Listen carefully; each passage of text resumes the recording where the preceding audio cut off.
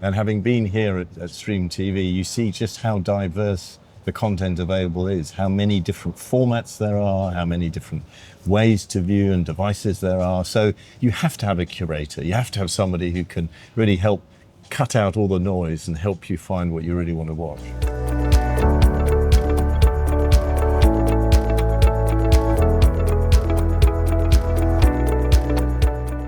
Welcome back. I'm Marion Ranchet. I'm the founder of Streaming Made Easy, and I'm doing a video series on one of my favorite topics, super aggregation, in partnership with Bango. And today with me, I have a master aggregator, David Bouchier from Virgin Media. Let's talk. I don't say aggregator. Oh, I say what do you curator. say? I love that. We think aggregation is a bit of a commodity. It's Okay. heavy lifting of numerous amounts of content that really doesn't help the viewer understand where choice is and what the selections to be made.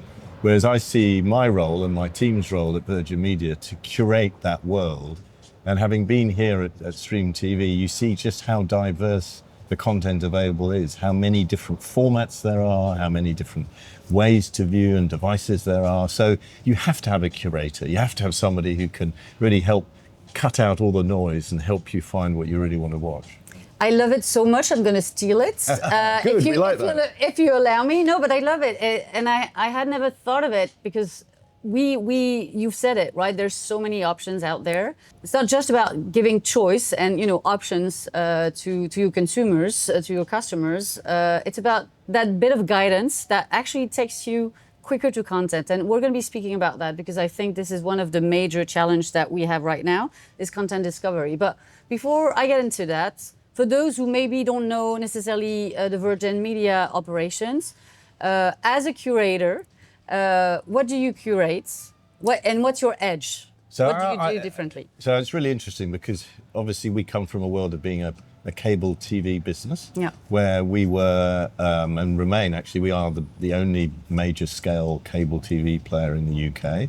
And traditionally we saw our competitors as satellite TV and other cable sort of fixed based platforms. Now the competition is wide and it includes connected TVs, they are platforms, they're coming onto our space, and different devices, the world of mobile, where there are short form and micro dramas, which has been one of the most interesting parts of coming to Stream TV, is learning about all the new worlds of content, all the different styles, all the different ways of viewing, all the ways of enjoying your content. So we've had to evolve. So we've extended across the base of free television. So we now have a curated collection of fast channels, which is a really important point. I took the decision when we went into fast that we would integrate it into our EPG so that our customers who are very familiar with what we do with collating linear channels will be trusting of the choice that we've made. And trust is another theme that I've seen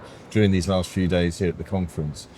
In a world where there is so much choice, you really do want trusted brands. The customers want trusted brands and the advertisers want a trusted home for their brands. So our way of aggregating free streaming channels and putting them in our EPG, which is regulated, that means that those brands feel that they have a trusted and safe environment for their products. So it's proved to be the right way to look at it, to take an existing product like an electronic program guide and expand it into the new world of streaming.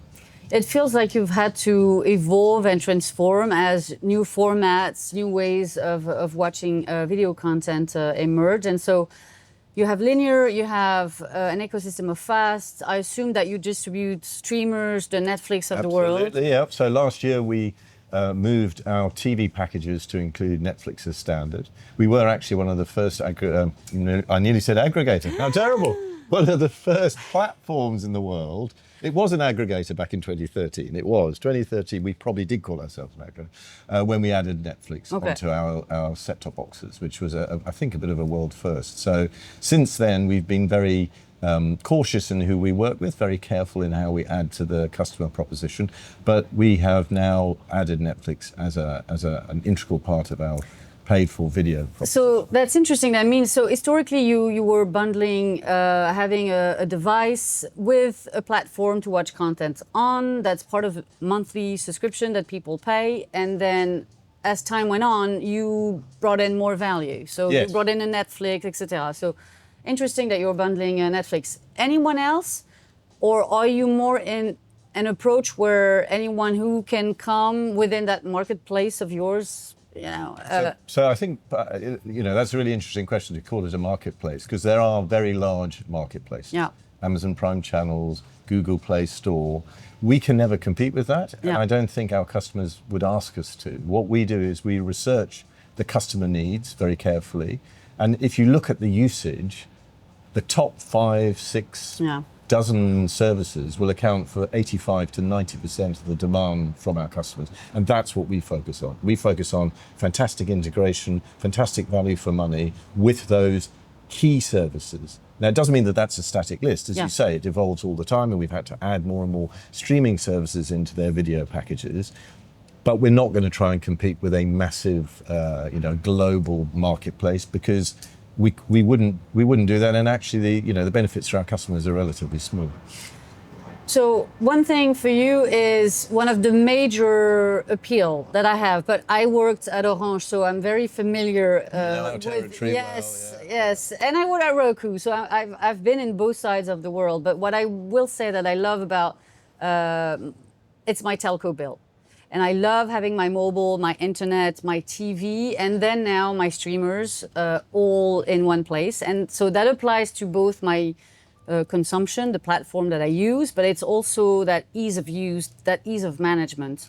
And value for money. Yeah, and absolutely. Not every time. There's places where I feel like the bill keeps growing, but... Well, that's actually a really interesting observation, because in the UK at the moment, one of our main competitors, Sky, has recently integrated more streamers into its Ultimate TV package. And that obviously comes at a price. It's a big discount if you were to buy them separately. Yeah. We've chosen to go a slightly different route, which is we're very focused on the value for money for our customers.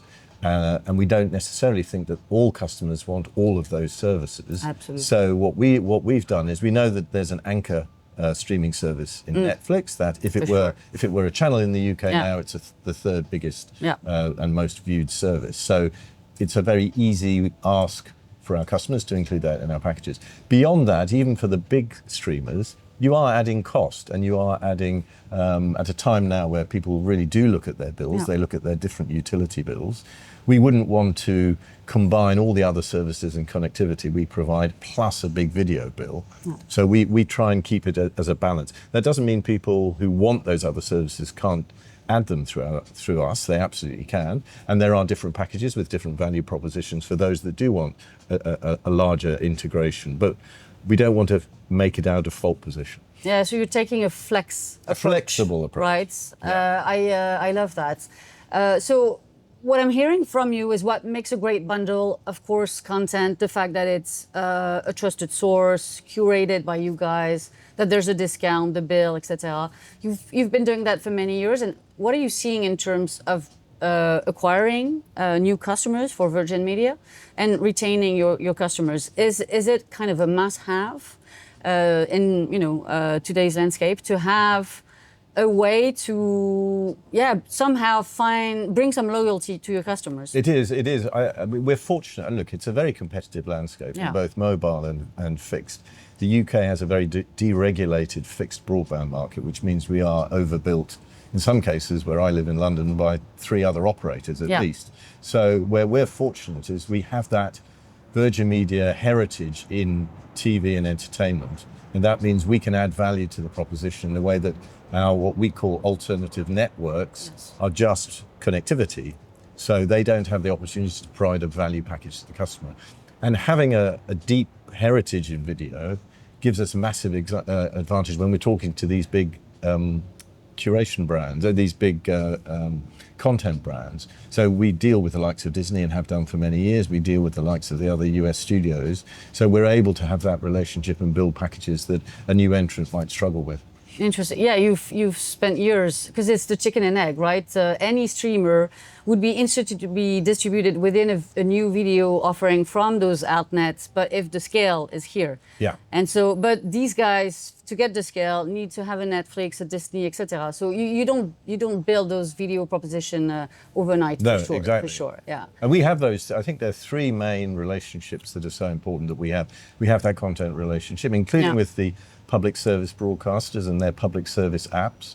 Because in the UK last year, the on-demand services that were growing the most were actually what we call the BVODs, the broadcast video on-demand services. So iPlayer, Channel 4, ITVX, they are starting to claw back maybe some of the market share they've lost. So that's a very important relationship. We have the subscription relationship with our customer. They trust us, they pay us every month, which, for example, a screen manufacturer would love to have that sort of subscription relationship. And then thirdly, and most importantly, we are the default for the living room screen. So we own the living room screen, our set-top boxes are connected to the living room screen.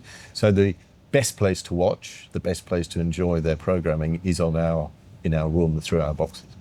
So we're starting to see move from new players. So you've mentioned Outnet, it's specifically on connectivity, although they want to have a video proposition, but we're seeing banks like Revolut with a subscription, and they're bringing perks more and more, and video is coming to get in the mix. You have Lidl, who announced that they will be launching MVNO in the UK, which connectivity, again, could be step one to something else. So what are you seeing in the ecosystem in terms of potentially new curators, aggregators in the space that you are either, feeling threatened by, or actually, excited to see in the mix? Because there's also, we're all in this business together. It's interesting to have a bit of competition, right? Yeah, and as you say, the competitors are now many and various.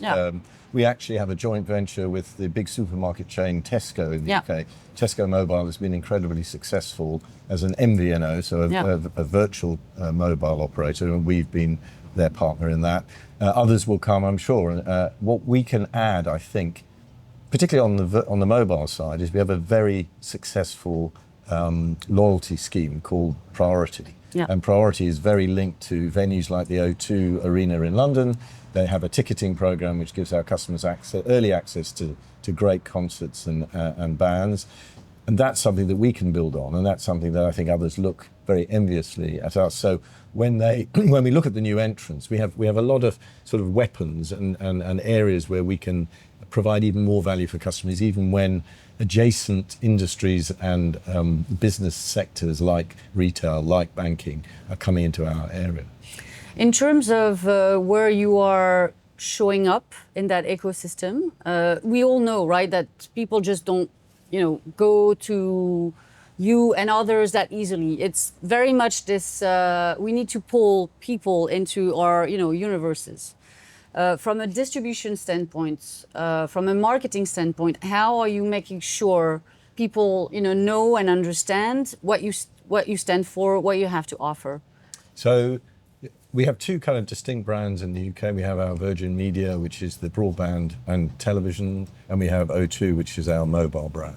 So we very recently announced mobile satellite, O2 satellite, which was an initiative with Starlink that allows our customers to have access to connectivity, even if they're in the wilds of Scotland or in the Outer Hebrides. So that's a very exciting. I think our customers expect that from a brand like O2. They see us as an innovator. They see us as a way of a trusted partner in connectivity, and that flows through to broadband. We've always been the fastest broadband provider in the UK as Virgin Media. We can still provide speeds of multiple gigs if people want that. So our brands sit very front and center in the customer's mind as the best in class for their connectivity and entertainment.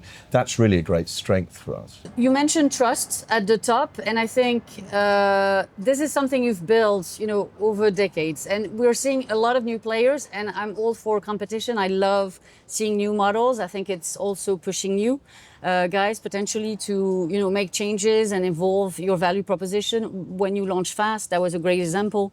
You had Samsung and others launching Fast Bouquet. You did not stand still, and you decided to do the same. So I think you have, as a curator, again, that long-standing relationship and trust and that visibility, because you're a multifaceted business that is really making you a strong contender in the curation ecosystem. Very definitely. So David, thank you so much for being with us. That's it for us. We'll see you next time.